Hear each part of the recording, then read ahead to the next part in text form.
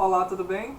Meu nome é Luiz Expedito Machado Rodrigues, eu sou bacharel em Direito pela UFBA e assessor administrativo do gabinete da SUPEC, que é a Superintendência de Planejamento Operacional da Rede Escolar, cuja diretora de suprimento escolar é Dea Miranda e que tem como superintendente de exercício Sueli Miranda. Hoje nós vamos falar sobre o Programa Nacional de Alimentação Escolar, especialmente sobre as compras de gêneros alimentícios da agricultura familiar.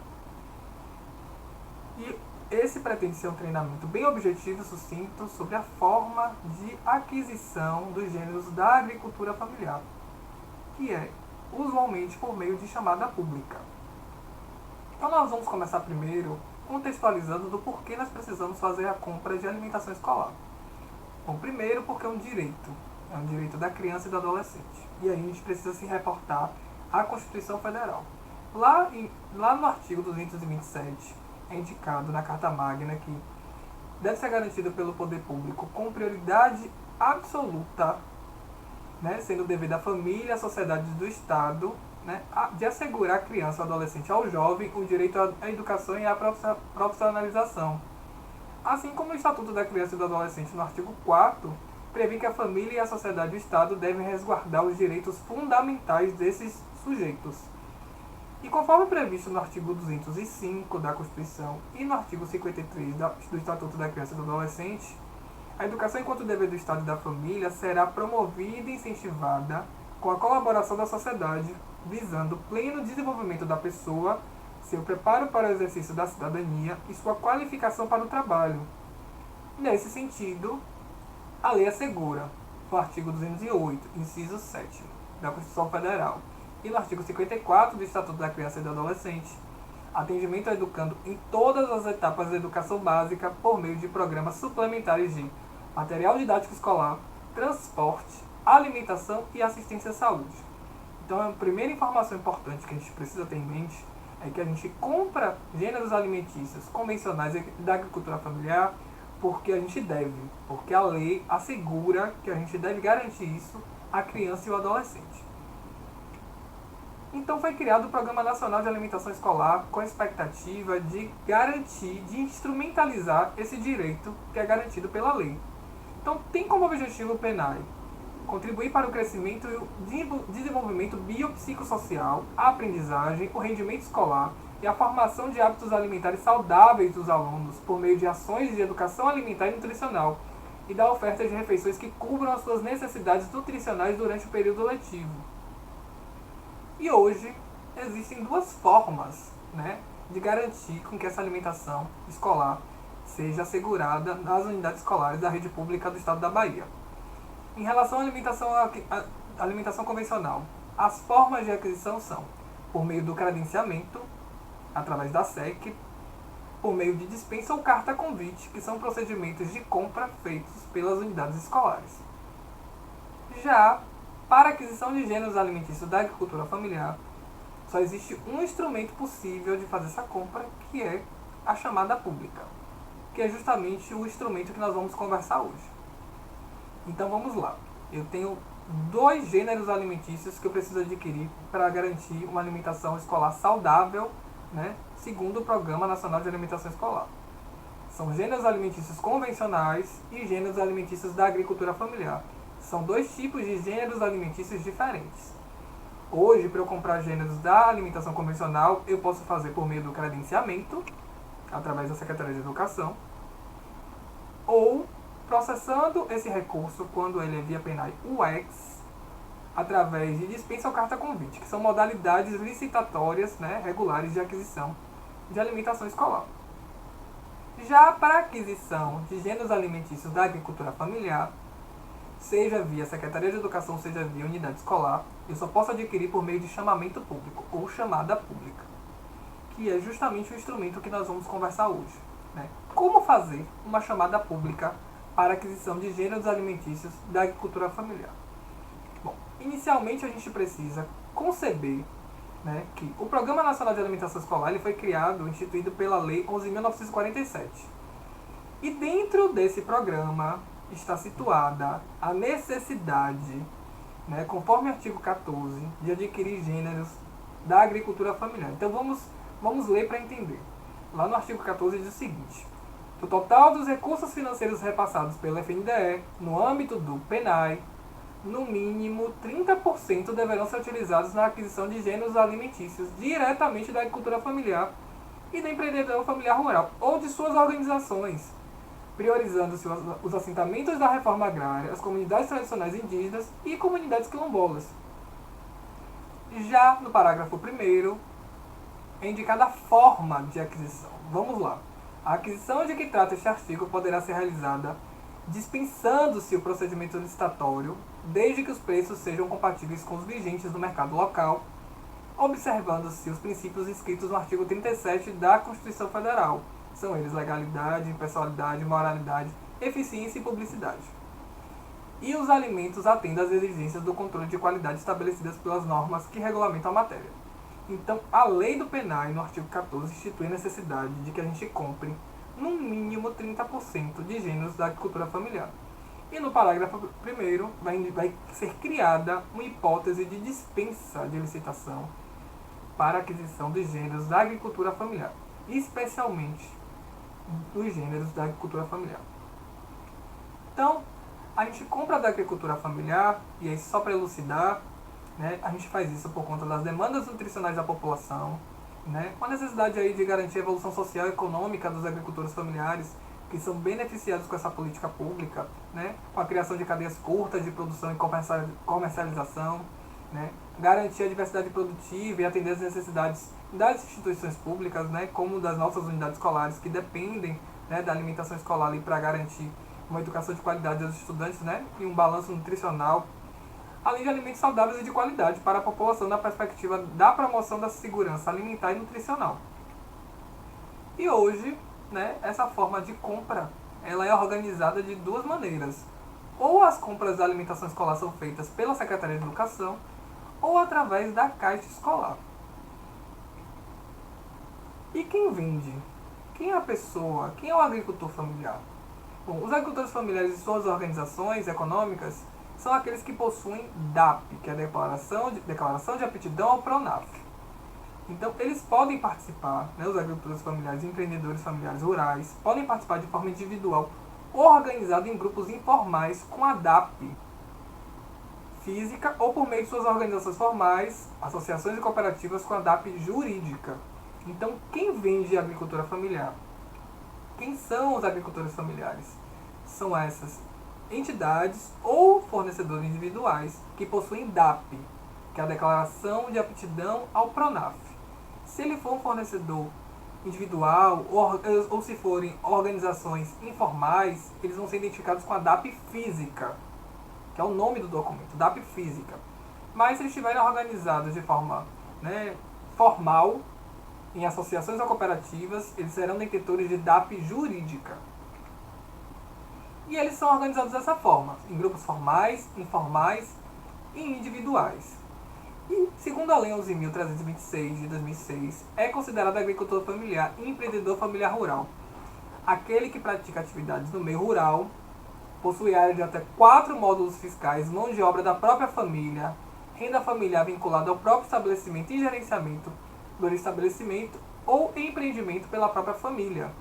Também são considerados agricultores familiares, silvicultores, aquicultores, extrativistas, pescadores, indígenas, quilombolas e assentados da reforma agrária. Então, o agricultor familiar sempre será identificado com DAP. A informação que a gente precisa resguardar aqui é: para eu identificar quem é agricultor familiar, eu preciso identificar se aquela pessoa ou aquela organização ela é detentora de DAP, Declaração de Aptidão ao PRONAF, seja física ou jurídica. E eu consigo identificar se essa DAP ela possui validade, né, se ela é legítima, buscando o site do Ministério da Agricultura, que é o www.mda.gov.br. Então, o agricultor familiar ele é reconhecido pelo Ministério do Desenvolvimento Agrário por meio de Declaração de Aptidão ao PRONAF, né, que este documento é um instrumento de identificação do agricultor.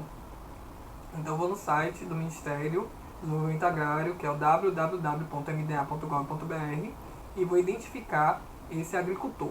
Né? Eu vou checar se essa declaração que ele vai apresentar no meu processo de chamada pública, ela é legítima ou não. E agora vamos caminhando para entender como é que fica a instrução de um processo de chamada pública. O que deve ter uma chamada pública, um chamamento público para a compra da agricultura familiar? Bom, um processo de chamada pública ele é composto por esses 6 documentos. Ele pode ser resumido dessa forma. E nós vamos conversar sobre cada um deles para compreender de que forma eu organizo uma chamada pública para comprar gêneros alimentícios da agricultura familiar.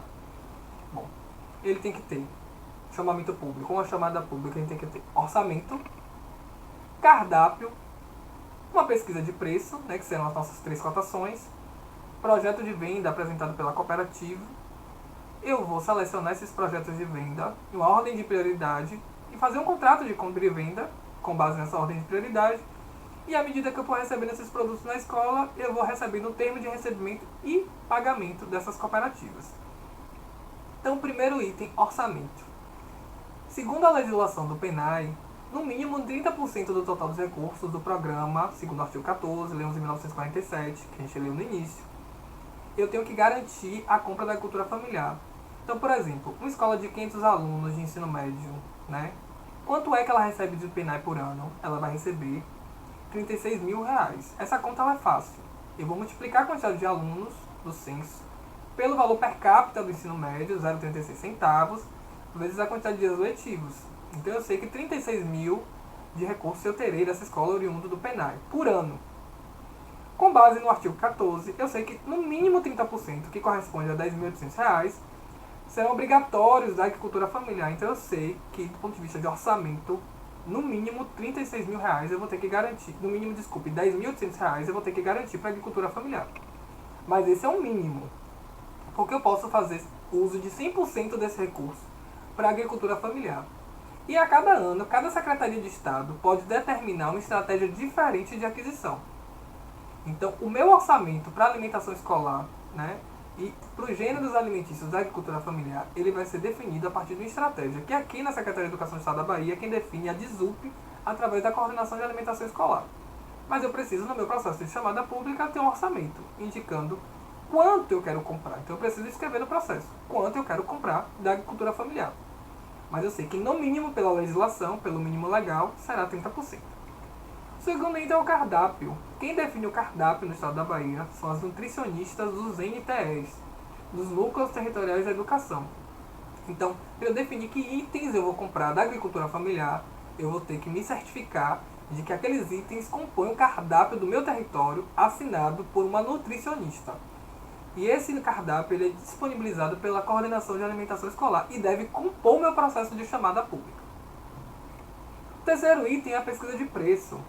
Então, o preço de aquisição, e essa informação é muito importante, o preço de aquisição de cada produto será o preço médio pesquisado por, no mínimo, 3 mercados em âmbito local.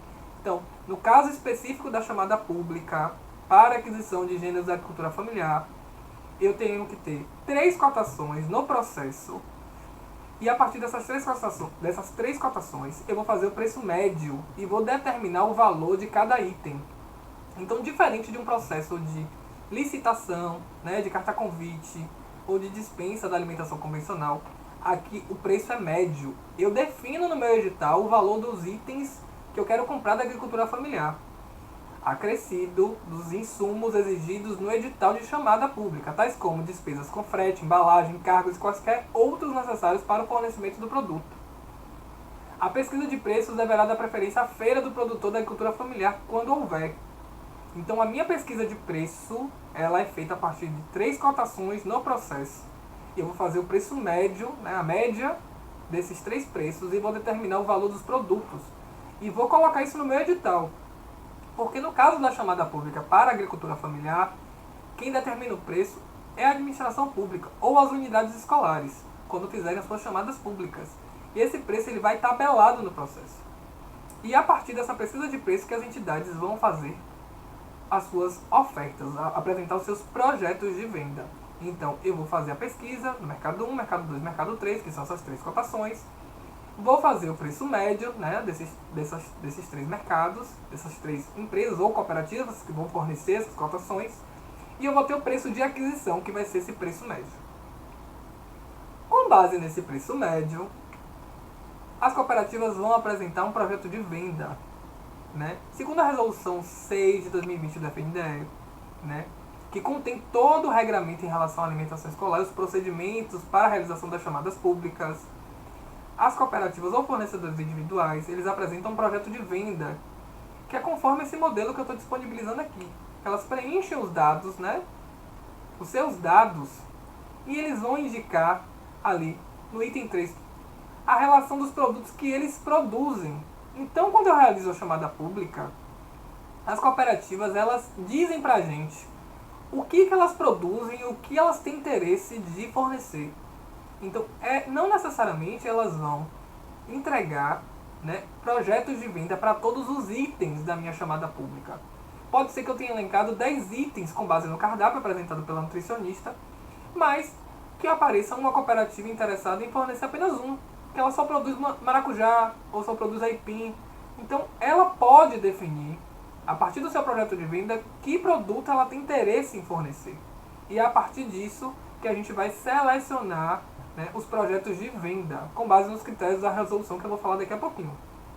Então, na lógica da chamada pública, eu construo o edital, digo quais itens eu tenho interesse em comprar e a quantidade total deles, digo o valor, e esse valor é tabelado, ele não muda até o final do processo.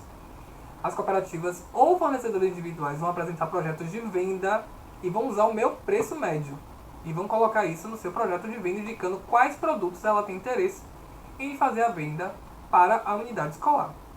Por fim, selecionados os projetos de venda, eu convoco as cooperativas em ordem de prioridade para assinar contratos de compra e venda, conforme o modelo da resolução. E aqui eu coloquei um modelo, né, indicando ali, né, os dados da prefeitura, os dados da unidade escolar e dados da cooperativa do cooperado. Então, para a gente rememorar, eu preciso, no meu processo de chamada pública, e aí eu trago aqui um checklist para facilitar a compreensão de como deve ser a instrução do processo na unidade escolar. Eu preciso construir esse processo, eu primeiro abro ele com um ofício motivador. O que é um ofício motivador? O ofício motivador é uma folha simples que eu vou indicar o nome da unidade escolar e vou indicar as razões de fato e de direito que me fazem abrir esse processo. Qual é a razão de fato? Né? Qual é a circunstância? A unidade escolar está abrindo esse processo para adquirir alimentação escolar. Essa é a razão de fato, porque existem alunos matriculados naquela unidade de ensino que precisam de alimentação escolar. Esse é o motivo de fato. E o motivo jurídico? Qual é o fundamento jurídico dessa compra? No caso da agricultura familiar, o fundamento jurídico é o artigo 14 da Lei 11.947 de 2009, que indica a necessidade de comprar gêneros alimentícios da agricultura familiar para garantir a alimentação escolar. Então, esse é o meu ofício motivador, que explica por que eu estou abrindo o processo. Na sequência, o item 2 indica que eu preciso de, no mínimo, 3 cotações. Né? E aí, aqui há a necessidade de a gente fazer um detalhamento. Né? Eu preciso me certificar, através do cartão CNPJ, que o QNAE, a Classificação Nacional da Atividade Econômica, autoriza a empresa, cooperativa ou fornecedor individual a oferecer o serviço ou bem, no caso, agricultura, gênero alimentício da agricultura familiar, além de identificar se quem assina o documento é o representante legal. E aí no site da Receita, após pesquisar o CNPJ, na parte inferior tem a opção de verificar o quadro societário da empresa. E aqui eu vou trazer um exemplo para a gente conseguir visualizar essa questão. Aqui no site da Receita Federal, a gente consegue observar, por exemplo, o cartão CNPJ de uma cooperativa da agricultura familiar. E aqui ela foi escolhida por motivos didáticos, tá? É uma cooperativa que foi escolhida completamente aleatória, de forma completamente aleatória. Quando eu pesquiso o cartão CNPJ dela, o cartão CNPJ corresponde ao Cadastro Nacional da Pessoa Jurídica. A partir do CNPJ, eu consigo identificar o QNAE. O QNAE é isso aqui, gente. Esse código de descrição das atividades econômicas secundárias e principal. Então eu consigo observar, por exemplo, que ela comercializa, né, faz o comércio varejista de hortifruti granjeiros, além de cultivar mamão, morango, mandioca. Então, na hora de eu fazer uma aquisição da agricultura familiar, eu preciso checar se esse código corresponde aos produtos que ela está autorizada a vender. Por exemplo, Uma cooperativa que produz material de tecnologia, ela não pode fornecer gêneros da agricultura familiar. Mas aqui, se a gente observar, essa cooperativa, que é a Cooperativa da Agricultura Familiar e Agroecológica Cooperacra, ela está autorizada a fazer cultivo de mamão, de morango, de mandioca, de manga, além de fazer o comércio varejista de hortifruti e granjeiros, ou seja, ela pode fazer essa venda. Então, ela está autorizada aqui a fazer o fornecimento desses gêneros aqui alimentícios que estão relacionados no cartão CNPJ. Se a cooperativa apresentar outros produtos que não esse, apresentar projeto de venda para outros produtos, ela não poderá vendê-los, somente para aqueles que estiverem aqui listados no seu cartão CNPJ, tá ok? Um outro aspecto que eu trouxe no slide que eu gostaria que vocês observassem em relação ao quadro societário. Quando eu faço a pesquisa do cartão CNPJ, aqui embaixo tem aqui consultar QSA. E aqui, bom, eu vou ter que atualizar aqui porque eu perdi o número do cartão CNPJ, só um minuto. Eu vou fazer a pesquisa desse cartão CNPJ.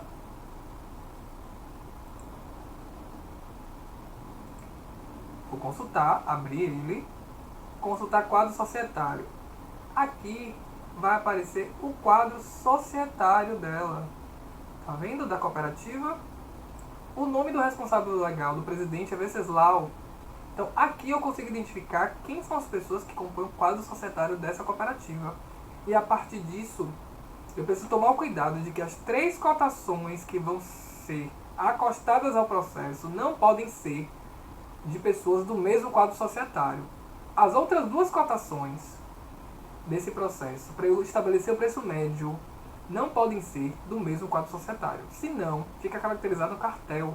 Eu preciso que essa pesquisa de mercado aconteça com pessoas diferentes, cooperativas diferentes.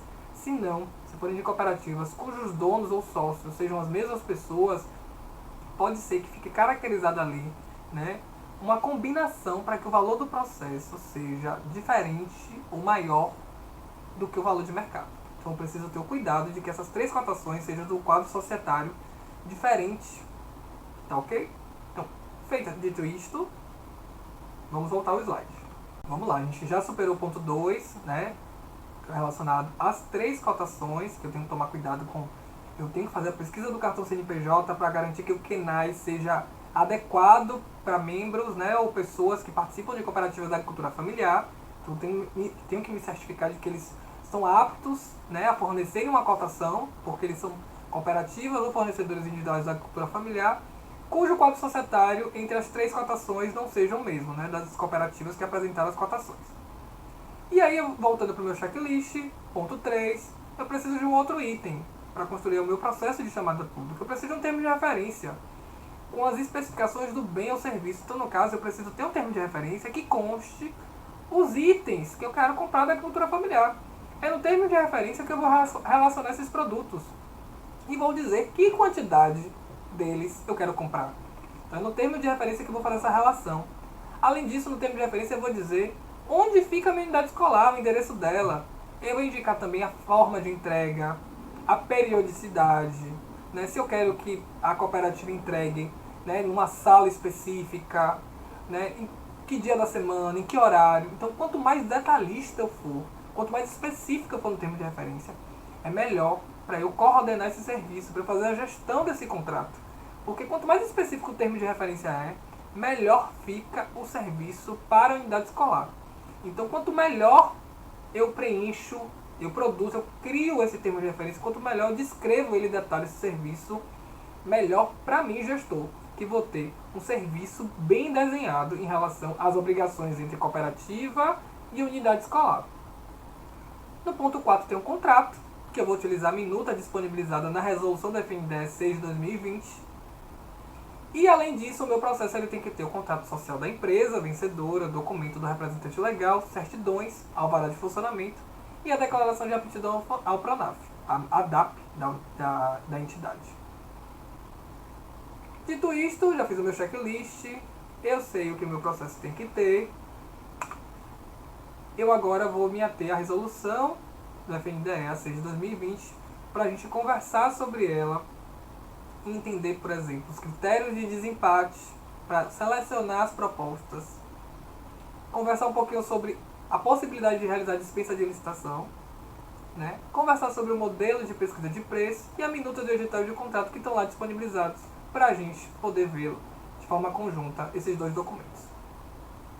Gente, essa é a resolução 6 de 2020, né, do FNDE, do Fundo Nacional de Desenvolvimento da Educação. Ela é de fácil acesso, eu consigo acessá-la, né, a partir do Google, uma pesquisa rápida, né, colocando resolução 6 de 2020. E essa resolução dispõe sobre o atendimento da alimentação escolar aos alunos de educação básica no âmbito do PENAI. Essa resolução ela contém todo o detalhamento sobre a chamada pública, sobre o PENAI. Ela é um documento muito importante para a gente entender como funciona a alimentação escolar no âmbito do FNDE, quais são as regras. E aí eu quero me deter em algumas partes que são importantes para a gente entender como fazer a chamada pública. Então, primeiro é a forma de selecionar as entidades da agricultura familiar. Um aspecto importante sobre a chamada pública que eu queria chamar a atenção é que o edital da chamada pública ele deve ser disponibilizado durante 20 dias no mural da minha escola. Por quê? Porque eu preciso que ele fique disponibilizado 20 dias, porque essa é uma ficção jurídica de que o que define ser um chamamento é justamente a disponibilização desse grupo, desse edital, durante 20 dias. Então, quando eu faço a disponibilização durante 20 dias, eu indico, né, eu realizo ali um chamamento público. É isso que é um chamamento público da agricultura familiar. É a disponibilização desse edital durante 20 dias. E aí uma outra coisa importante sobre esse processo é que não há disputa de preço. É preço médio. Ele vai usar o meu valor, né, das 3 cotações ali, o meu valor, preço médio que eu coloquei no meu edital. Ele vai ter que usar o meu valor tabelado.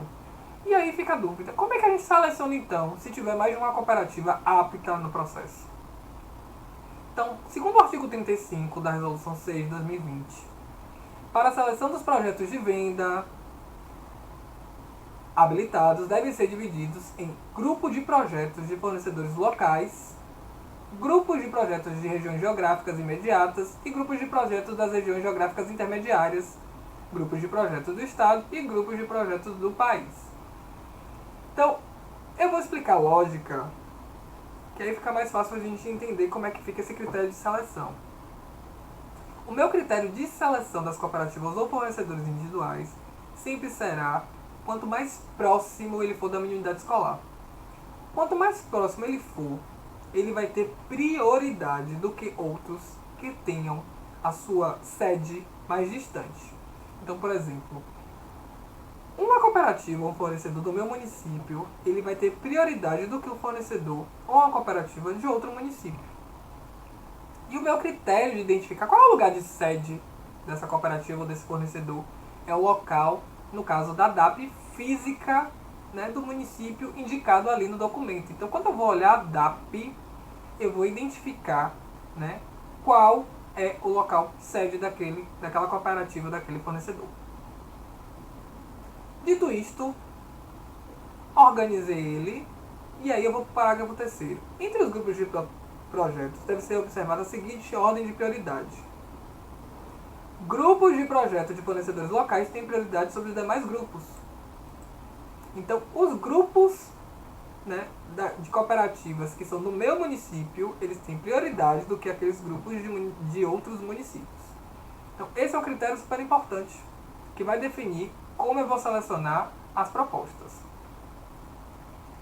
E aí, eu vou pular o ponto 2, o ponto 3 e o ponto 4, que é mais difícil, né, pelo volume de compra de unidade escolar ter, né, grupos de outro estado ou grupos de outros países.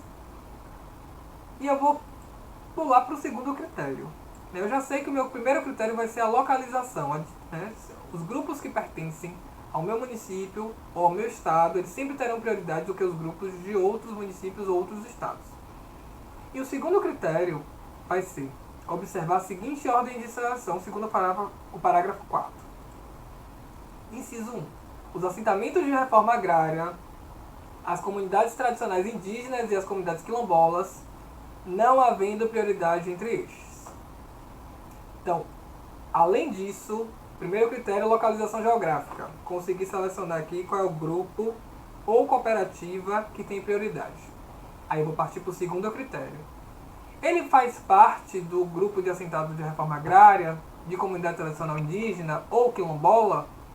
Se pertencer a um desses três grupos identitários, ele vai ter prioridade sobre os demais. E aí a linha A vai dizer o seguinte: para efeito do disposto desse inciso, devem ser considerados grupos formais e grupos informais de assentados de reforma agrária, comunidades quilombolas ou indígenas, aqueles que a composição seja de no mínimo 50% mais um.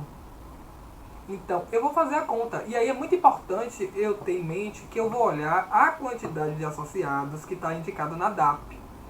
E a partir dessa quantidade eu vou fazer uma percentagem. Vejam, mesmo que sejam 200 membros em uma cooperativa ou 10 em outra, esse critério de desempate para ser considerado grupo formal de reforma agrária, de comunidade quilombola ou indígena, vai ser em percentagem. E terá prioridade quem tiver a maior percentagem de membros de comunidade de reforma agrária, quilombola ou indígena.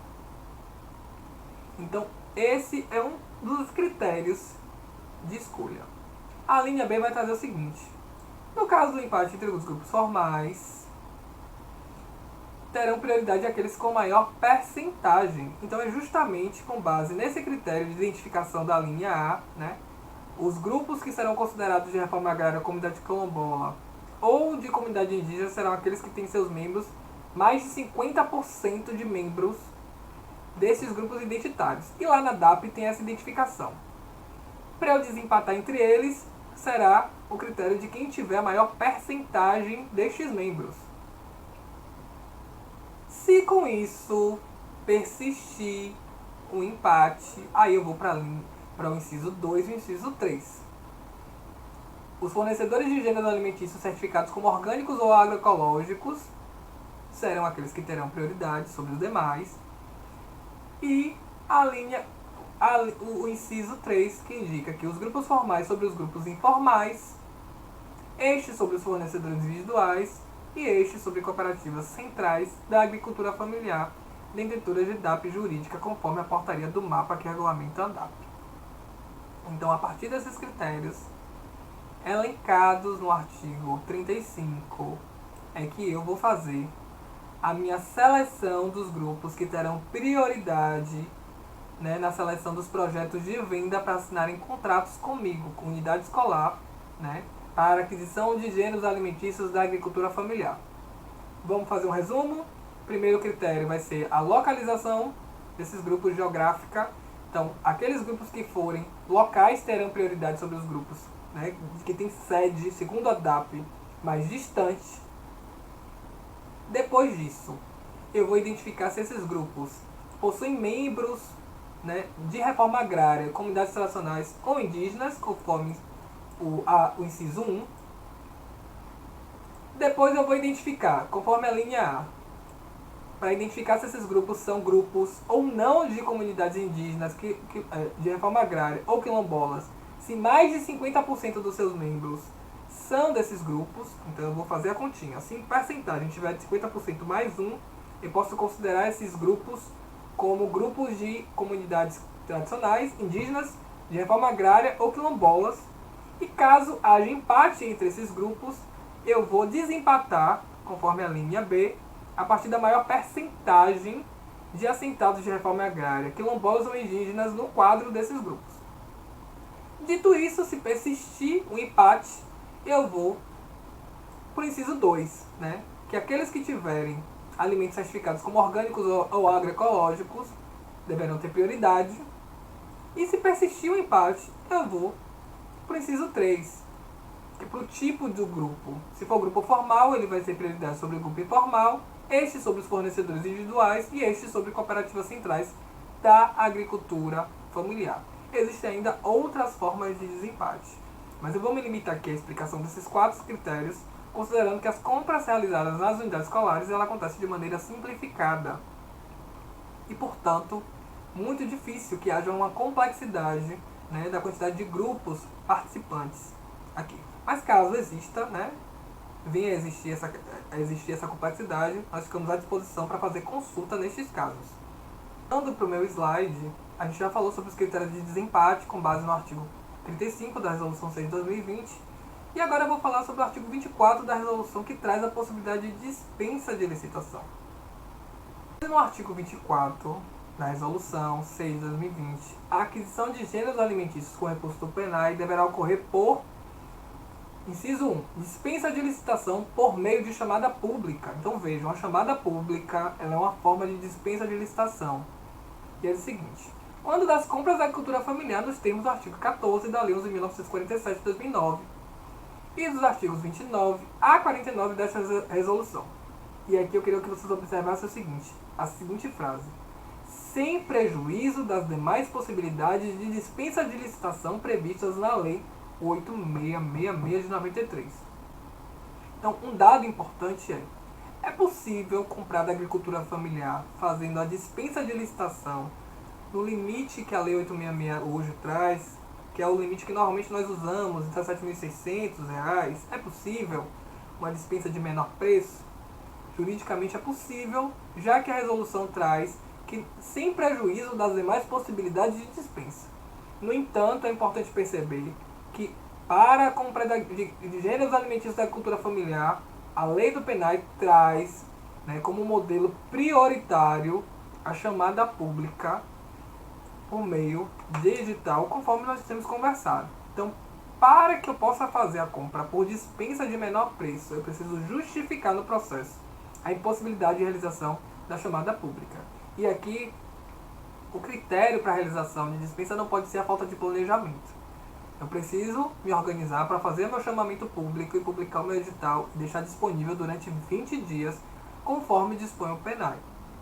Mas não é impossível juridicamente que a gente faça a aquisição por meio de dispensa. Esse é o primeiro dado importante.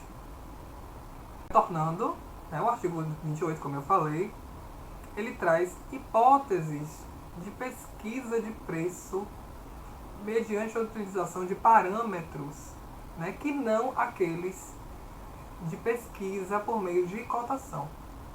Na verdade, lá no inciso 4, vem trazer a possibilidade de pesquisa com fornecedores que atuem no ramo do objeto licitado, preferencialmente sediados no município, mediante solicitação e identificação formal, desde que as datas das pesquisas não se diferenciem em mais de 180 dias, ou seja, 6 meses. Isso é cotação, que é aquilo que comumente nós fazemos na rede. Então, para fazer uma chamada pública, eu devo pegar no mínimo 3 cotações e fazer o preço médio. Mas o artigo 28, ele vai trazer outras hipóteses de pesquisa de preço. E aí são elas: a pesquisa através do painel de preços do Compranet, disponível nesse endereço do governo federal; a pesquisa publicada em mídia especializada em sítios eletrônicos especializados ou de acesso público, desde que contenha data e hora, especialmente do CONAB, ou da SEASA, ou outros bancos informativos oficiais de preços regionais. Então, esses são 3 canais importantes que podem ajudar a gente a fazer uma pesquisa de preço, caso a gente tenha dificuldade em fazê-la a partir de cotações. Por fim, encaminhando para o término aqui da formação, na página 44 desse arquivo, eu tenho acesso à minuta do modelo do edital. Então, lá no item 40, na página 44, na página digital 44, eu tenho a minuta do meu edital de chamada pública, que vai ter as informações da prefeitura, ou do caso, no nosso caso, da unidade escolar. Eu vou substituir aqui esses dados por unidade escolar. Vou preencher o produto, a unidade de produto, a quantidade, o valor unitário, a partir das minhas 3 cotações do preço de aquisição, a fonte do recurso, que vai ser o PNAE. Aqui vai estar identificado o que ele vai entregar nesse envelope de habilitação. São 2 envelopes que ele precisa entregar. O envelope de habilitação, e aqui vai estar separado por seção, seja o tipo de fornecedor, se é individual, se é grupo informal. E o segundo envelope, o projeto de venda, que ele vai identificar, conforme aquele modelo que a gente já conversou, quais itens ele vai disponibilizar para venda. No item 5 eu tenho trazido de forma resumida os critérios de seleção desses beneficiários. Enfim, aqui contém os dados todos prontos, né? O local e hora da amostragem dos produtos, que é importante, uma etapa importante para a gente certificar que esses produtos, né, são produtos fidedignos àquilo que eu coloquei no edital. O local e hora, né, e periodicidade de entrega, a forma do pagamento. Enfim, eu vou publicar esse edital. E aqui, na página 55, um pouco mais abaixo, eu vou ter o modelo de contrato da aquisição da agricultura familiar para o PENAI, que é justamente a minuta que eu vou usar, vou preencher os dados da unidade executora, no caso da escola e do fornecedor, e vou assinar com essa entidade. É um documento todo padronizado que serve para trazer segurança jurídica para a gente. Então, essa era a formação sobre a agricultura familiar. Eu agradeço a todas e todos pela presença e ficamos à disposição para dirimir as dúvidas que possam surgir eventualmente. Um abraço e até breve.